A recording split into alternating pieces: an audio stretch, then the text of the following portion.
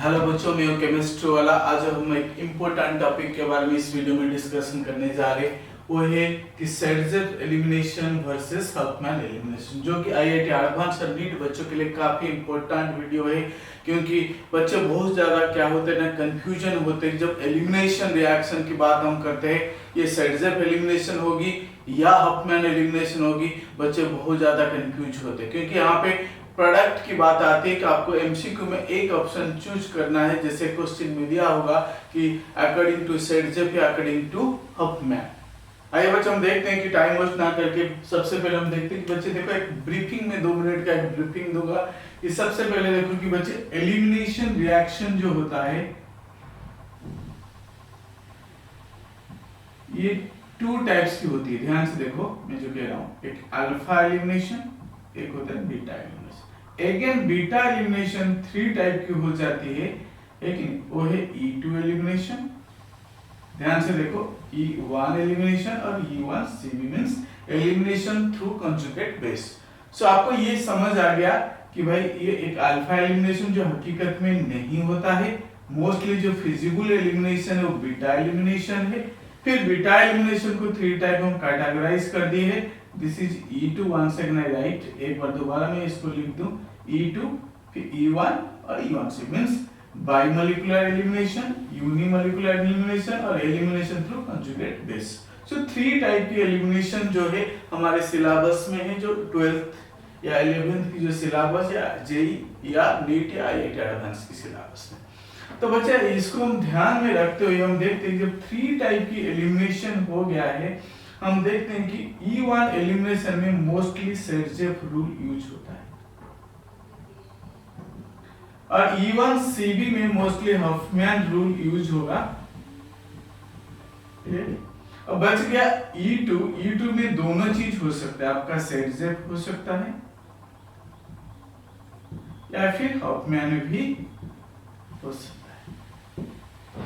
अब उससे पहले मैं एक चीज आपको बता दूं, भाई सेडजेफ होता क्या है, हफमैन क्या होता है, किस कंडीशन में हो सकते हैं।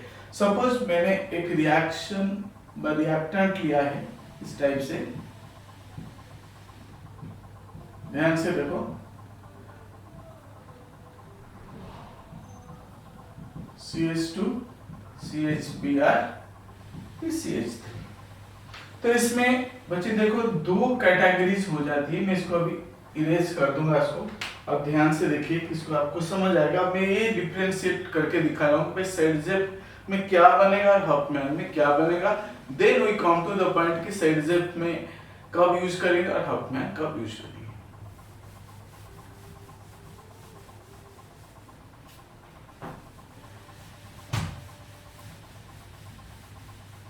देखो, तो सेडजेफ रूल तब यूज करते हैं कि जब हमारा जो प्रोडक्ट है स्टेबल हो या मोर सब्स्टिट्यूटेड हो या बेस साइज छोटा हो। 3 कंडीशन आपको ध्यान देना है कि है कि नहीं। तो यहाँ पे बीटा एलिमिनेशन होगी। सबसे पहले देखो, बीटा पोजीशन में एलिमिनेट, तो यहाँ पे हेलोजन ग्रुप और लिविंग ग्रुप है, तो हाइड्रोजन यहां से जा सकते हैं। 1 को मैं नंबरिंग कर दूं तो 1 2 3 4 5 कार्बन है। सो हमारा जो लिविंग ग्रुप तो सेकंड पोजीशन में जाएगा, सेकंड कार्बन से जाएगा, बट जो हाइड्रोजन 1 से जा सकता है या फिर 3 से जा सकता है। बट जो सेडजेफ रूल है कि नहीं, सेडजेफ रूल में हम देखते हैं कि मोर सब्स्टिट्यूटेड एल्कीन बनेगा, means more symmetrical. That means double bond यहां आना चाहिए, बीच में आना चाहिए। दैट मींस जो प्रोडक्ट होगी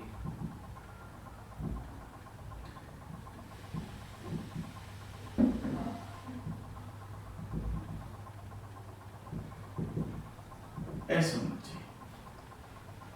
अगर मैं बेसिक सी बात कर रहा हूं, आपको दिख रहा है कि नहीं, तो उस कंडीशन में क्या होना चाहिए ना, इसको मैं थोड़ा सा इसको सिंपलीफाई कर दूं, इस जो रिएक्टेंट को सिंपलीफाई कर दूं इसको, क्योंकि यहाँ थोड़ा दिक्कत है इसमें। मैं बाद में जब आप पढ़ोगे दोनों का डिफरेंशिएशन आपको समझ आ जाएगा। बट मैंने इसको ऐसे कर दिया, इसको हटा दिया, क्योंकि यहाँ भी हफमैन हो जाएगा, क्योंकि आगे कंडीशन है। तो बट आपको हमने ये बता दिया कि भाई 1 2 3 4 5 है। तो यहाँ पे डबल बॉन्ड आ जाएगा क्योंकि more substituted, more second is more symmetrical alkene, और थर्ड वन इज आपका बेस साइज स्मॉल हो, बेस साइज स्मॉल। ये तीन कंडीशन में आपका सेल्फ रूल लगेगा। बट अगर हफमैन की बात करता हूं मैं, तो इसका उल्टा हो जाता है कि यहां पर एलिमिनेशन होगा, मींस डबल बॉन्ड कहां पे आएगा ना, 1 और 2 यहां से जाएगा हफमैन इधर इन दोनों के बीच में। तो प्रोडक्ट क्या देगा बच्चों, देखो ना, प्रोडक्ट इस टाइप से देगा ना, CH3 CH2 CH2 CH double bond CH2। ये क्या है, जस्ट ऑपोजिट है, लेस सब्स्टिट्यूटेड है, लेस सिमेट्रिकल है,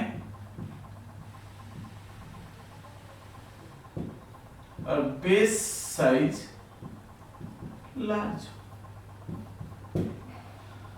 समझ है? बट ये ज्यादा स्टेबल है क्योंकि सिमेट्रिकल होने की वजह से। अब यहाँ पे देखो कि एक मोर स्टेबल है और ये लेस स्टेबल है क्योंकि यहाँ पे डबल बॉन्ड इधर आ रहे, एक साइड में हो रहे, तो इसलिए अनसिमेट्रिकल या लेस स्टेबल। आपको समझ आ गया होगा कि दोनों के बीच में जो प्रोडक्ट बनेगा, सेट जेड में कौन सी प्रोडक्ट बनेगा और हफमैन में कौन सा प्रोडक्ट बनेगा। क्लियर? बट अब ये बेसिक चीज हमने अलग अलग वीडियो में पढ़ा चुके ऑलरेडी। तो बट आज का जो मेरा टॉपिक है कि एक हम हफमैन एलिमिनेशन कब होगी, अगर उसको आइडेंटिफाई कर ले किस कंडीशन में होगी, तो वही वेरी इंपॉर्टेंट पॉइंट है कि आपको ये जानना जरूरी है कि किस कंडीशन में ये जो हफमैन का लेस सिमेट्रिकल, लेस सब्स्टिट्यूटेड मैं एलिमिनेशन होगा, उसको मैं कब आइडेंटिफाई करूंगा कि मेरा प्रोडक्ट ये होगा और ये नहीं होगा, कब ये होगा ये नहीं होगा। ये वेरी कंफ्यूजिंग है, बट इस वीडियो को आपको देखने के बाद आपकी सारे कंफ्यूजन दूर हो जाएंगे, आपकी सारे जो डाउट है वो भी क्लियर हो जाएंगे। आप लेकिन अंत तक एंड तक इस वीडियो को जरूर देखना है। आइए हम स्टार्ट करते हैं कि हफमैन एलिमिनेशन बच्चे देखो 4 कंडीशन में हो सकता है। The 4 condition at which Huffman elimination should be done.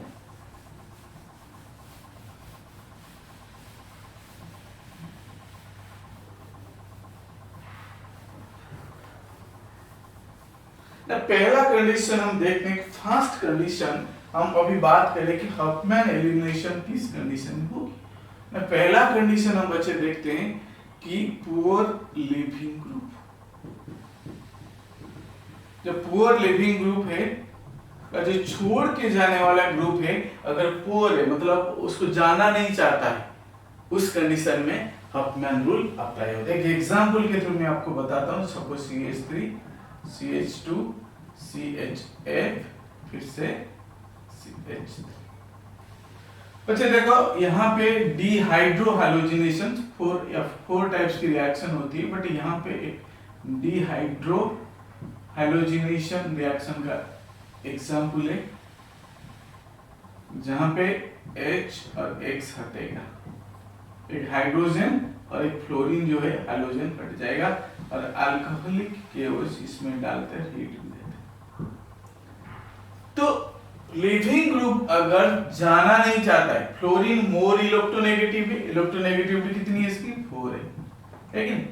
सो जो छोड़ के जाने वाला ग्रुप है, अगर ये जाना नहीं चाहता है, तो उस कंडीशन में हफमैन रूल अप्लाई होगी। क्या है, कौन सी रूल अप्लाई होगी ना, हफमैन।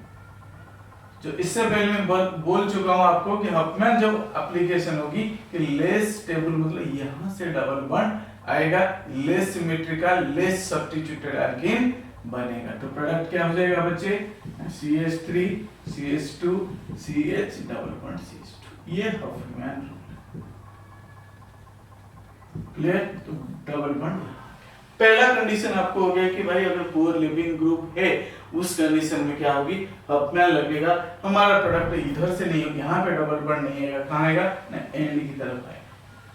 अब हम जाएंगे कि सेकेंड कंडीशन कौन सी है जिसमें हफमैन रूल अप्लाई हो सकता है।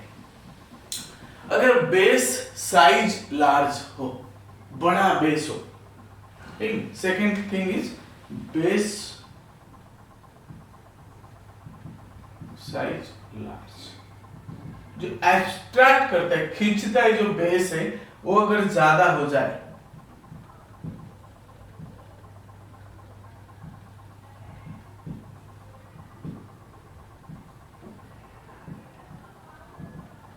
क्लियर। और यहाँ पे जो मेरे पास है, सपोज मैं टर्शियरी ब्यूटोक्साइड एक बेस है, यहाँ पर ध्यान से देखो, O माइनस के plus, that means it is a large base. तो एलिमिनेशन मैकेनिज्म में सबसे पहले हम देखते हैं कि एलिमिनेशन में क्या होता है। क्या सबसे पहले हाइड्रोजन को एब्स्ट्रैक्ट किया जाता है, खींचा जाता है। तो यहाँ पे हाइड्रोजन अगर लिविंग ग्रुप सेकंड का लार्ज होता है तो दैट मींस जो बेस हाइड्रोजन मान से लार्ज उसकी साइज बड़ा है, तो वो क्या करता है ना, बीच में से हाइड्रोजन को एब्स्ट्रैक्ट नहीं कर पाते। तो क्योंकि जितने भी एलिमिनेशन रिएक्शन है वह E2 एलिमिनेशन में रीअरेंजमेंट नहीं होती है, तो उस कंडीशन में, लेकिन यहाँ से अगर सेडजेफ रूल लगना है तो हाइड्रोजन यहाँ से खींचेगा ये बेस थर्ड कार्बन से, बट यहाँ पे बल्की बेस होने की वजह से, जो एब्स्ट्रैक्ट करने वाला बेस बल्की होने की वजह से बीच में आकर इसको खींच के ले जा सकता है। लेकिन एक एग्जांपल बता रहा हूँ, अगर बहुत बड़ी इतनी भीड़ कहीं पे किसी काउंटर के पास लगी हुई है, तो तो आप बीच में से जाके लाके नहीं ला सकते, अंदर से घुस करके जाके लेकिन उस काउंटर से कुछ चीज लेके नहीं आ सकते। तो उसी तरह एक बेस जो है वो बड़ा है, तो ये थर्ड कार्बन से हाइड्रोजन को एब्स्ट्रैक्ट नहीं कर पाता है। कहां से करेगा? ये करेगा फास्ट, क्योंकि इसके लिए इजी हो जाएगा, आसान हो जाएगा, फास्ट कार्बन से यहीं से बाहर से हाइड्रोजन को ये निकाल ले। तो अब यहाँ पे हम देखते हैं कि प्रोडक्ट क्या बनेगा, यहाँ पे हफमैन होगा because of large base size. अब समझ आए? तो दो कंडीशन अभी तक मैंने बताया हूं कि इस अगर ये दो कंडीशन है, पुअर लिविंग ग्रुप है, बेस साइज लार्ज है, क्योंकि यहाँ पे एलिमिनेशन में पहले क्या होता है ना, एब्स्ट्रैक्ट होती है, हाइड्रोजन यहाँ से जाता है H+, जब हाइड्रोजन निकल जाएगा तब यहाँ पे, अगर मैं कहानी इसको थोड़ा सा आपको बता दूं, यहीं पे अगर यहाँ पे आप सपोज ये देखो कि यह हाइड्रोजन कार्बन है, यहाँ हाइड्रोजन है, और इस हाइड्रोजन जब खींच लेगा बेस, तो ये जो बॉन्ड है, ये जो आप थर्ड कार्बन के ऊपर जो बॉन्ड देख रहे हो, ये इधर शिफ्ट कर जाता है, डबल बॉन्ड आएगा, ये लिविंग ग्रुप चला जाता है। ये मैकेनिज्म एक्चुअली एलिमिनेशन की है। H+ तो एब्स्ट्रैक्ट हो जाएगा, ये नेगेटिव चार्ज आएगा, ये इसको इलेक्ट्रॉन देगा, ऑटोमेटिकली ये leaving group Lg leaving group है, ये निकल जाएगा, तो डबल बॉन्ड यहाँ पर आ जाएगा। बट बल्की ग्रुप होने की वजह से ये यहाँ से थर्ड पोजीशन से क्राउडेड एरिया, स्टेरिक एंग्राम से क्राउडेड है कि नहीं, तो उस जगह में घुस करके H को खींच के वापस लाना मुश्किल होने की वजह से ये क्या करता है ना, साइड से वैसा खींच लेता है, जहाँ पे हफमैन एलिमिनेशन हो जाता है। और तीसरी जो थर्ड रीजन है, ये कि नहीं, अगर लिविंग ग्रुप बल्की हो, लेकिन अगर लिविंग ग्रुप बल्की हो तो भी ये कहानी हो सकता है, लेकिन लिविंग ग्रुप बल्की, तो उस कंडीशन में भी लेकिन हफमैन एलिमिनेशन होगी। जैसे यहाँ पे मैं एक आसान सा तरीका आपको बता दूं, दिखा दूं कि C, लेकिन यहाँ पे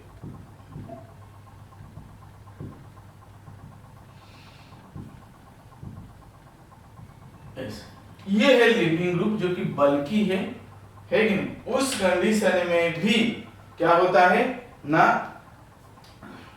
उस कंडीशन में भी हफमैन रूल लगता है, ठीक है। तो अल्कोहलिक रिएजेंट डाला, अब यहाँ पे लेकिन उस कंडीशन में यहाँ से जाएगा, यहाँ नहीं जाएगा, तो यहाँ से जाएगा साइड से CH3 CH2 CH डबल, ये थर्ड कंडीशन है कि जहां पे हफमैन रूल यूज हो रहे हैं। कहां पे? ना जब लिविंग ग्रुप बल्कि है, लिविंग ग्रुप बल्कि है, तो उस कंडीशन में क्या होगा ना, हफमैन रूल अप्लाई होगा। एक फोर्थ कंडीशन है कि नहीं, मैं ऊपर से इसको इरेज करता हूं फोर्थ कंडीशन के लिए।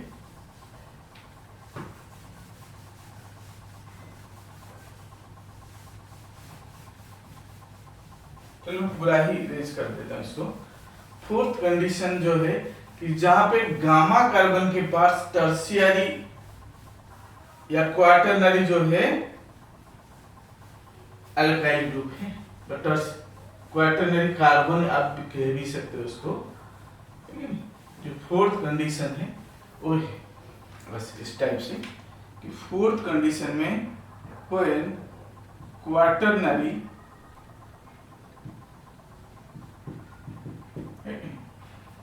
carbon present at gamma position with respect to what alkyl halide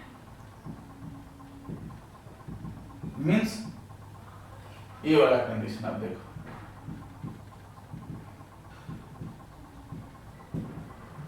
CH3 C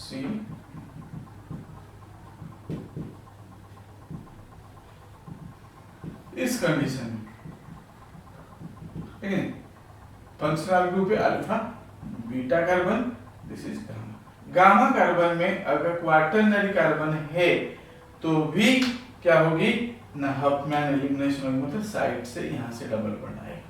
तो ये फोर कंडीशन बचे, क्या करना है ना, आपको ध्यान में रखना है कि हफमैन एलिमिनेशन कहां होंगे, इस चार कंडीशन में से कोई एक कंडीशन अगर सेटिस्फाई कर लेता है तो हफमैन एलिमिनेशन होगी। तो इसलिए बच्चे, अगर आपको और भी वीडियो देखना है और जानकारी करना है, मेरे चैनल को सब्सक्राइब करना नहीं भूलना है। और इस प्रकार से अगर कोई ऑनलाइन या ऑफलाइन कोर्स करना है तो आपके पास ये ऑप्शन है कि आप इस व्हाट्सएप नंबर 9811860970 में कांटेक्ट कर सकते हैं, या www.chemistryWala.in में भी आप जाके क्वेरीज को भेज सकते हो। www.chemistryWala।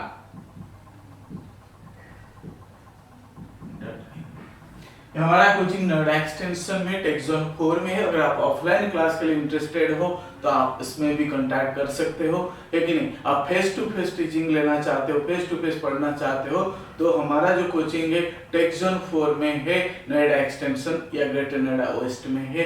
तो इसके लिए आप भी इस नंबर से कॉल कर सकते हो या व्हाट्सएप भी कर सकते हो। तो इसीलिए बच्चे ध्यान रखो कि सीबीएसई और आईआईटी, जेई और नीट में थोड़ा फर्क है, समथिंग इज डिफरेंट। तो इसलिए आपको एक एक्सपीरियंस टीचर ही बता सकता है कि कैसे, how to approach the exam, how to appear the exam, what are the things, कौन कौन सी चीज जो है सीबीएसई में नहीं है लेकिन नीट और जेई में आता है। Thank you so much.